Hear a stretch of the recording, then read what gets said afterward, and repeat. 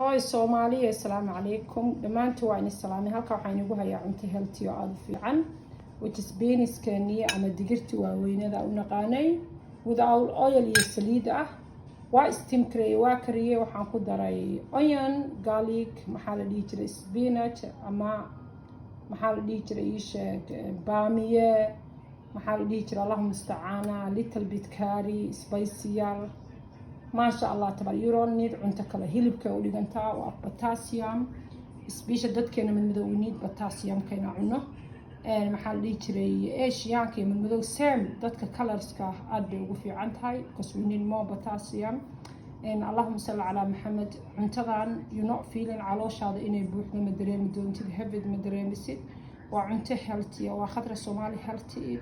يوتيوب كذا you can follow وفلو جرين كرتا وحبنا كاستفيده كنا وحواية عبتان كان أصلاً والله سبسنة وحنكسبيه ليمونتا أو سكين كذا قبتا أبو كعجار كا محل لها قشار إيه هالأسبوع أو معركة مرون جت كلا لها هذا إنرتي وخبيري هاي إنرتي سيستم كا ولو يهاي دولو كاي هاي dadka always tired ka dareema tahay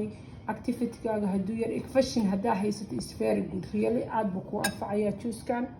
aad buu ku anfacayaa asagoo ay ka maqan tahay marungada YouTube-kayga ku jira saa u subinay ka aan YouTube-kayga galiyay oo lemon iyo green apple-ka kaliyaha inay iyo ku jirta safaysa ugu talagalay laakiin this one wuxuu ku yahay waa nutrition jirkaaga dhan buu caawinayaa nafaqada jirkaaga ka maqan wax badan ka istifiide cuntooyinka sida u qarsanay sistemada u qarsanay inaan bedelno